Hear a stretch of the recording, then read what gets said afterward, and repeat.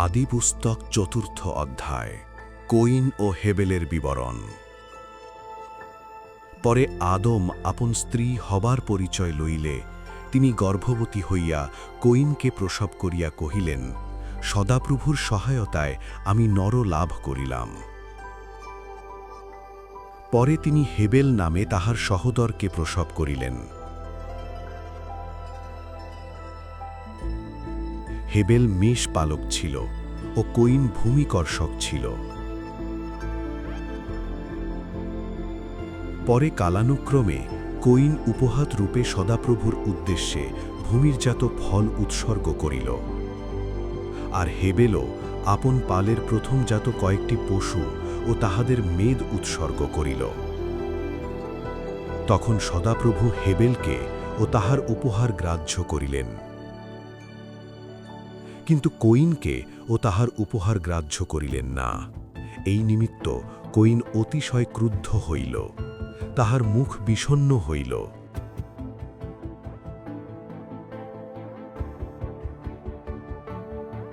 তাহাতে সদাপ্রভু কইনকে কহিলেন, তুমি কেন ক্রোধ করিয়াছ? তোমার মুখ কেন বিষণ্ণ হইয়াছে? যদি সদাচরণ করো তবে কি গ্রাহ্য হইবে না?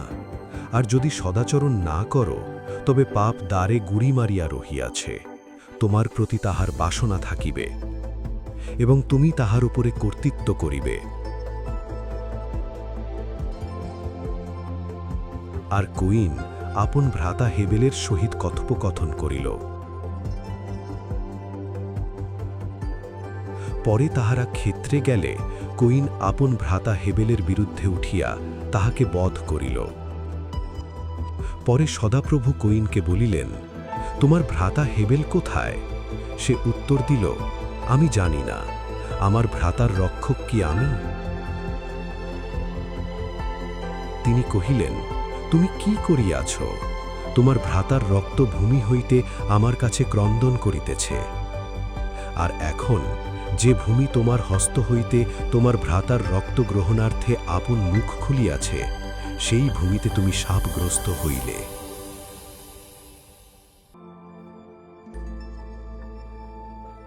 ভূমিতে কৃষিকর্ম করিলেও তাহা আপন শক্তি দিয়া তোমার সেবা আর করিবে না।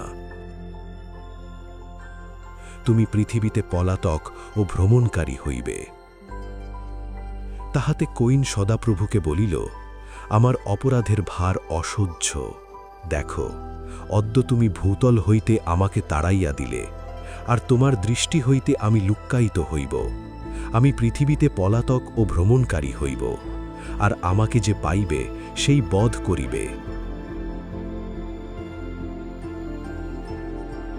তাহাতে সদাপ্রভু তাহাকে কহিলেন, এই জন্য কইনকে যে বধ করিবে সে 7 গুণ প্রতিফল পাইবে। আর সদাপ্রভু কইনের নিমিত্ত এক চিহ্ন রাখিলেন, পাছে কেহ তাহাকে পাইলে বধ করে। পরে কইন সদাপ্রভুর সাক্ষাৎ হইতে প্রস্থান করিয়া এদনের পূর্ব দিকে নোদ দেশে বাস করিল।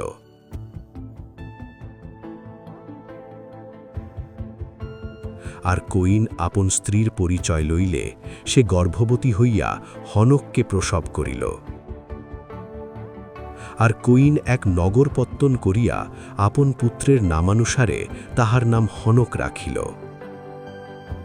হনকের পুত্র ইরদ, ইরদের পুত্র মহুয়ায়েল, মহুয়ায়েলের পুত্র মন্থসায়েল ও মথুসায়েলের পুত্র লেমক।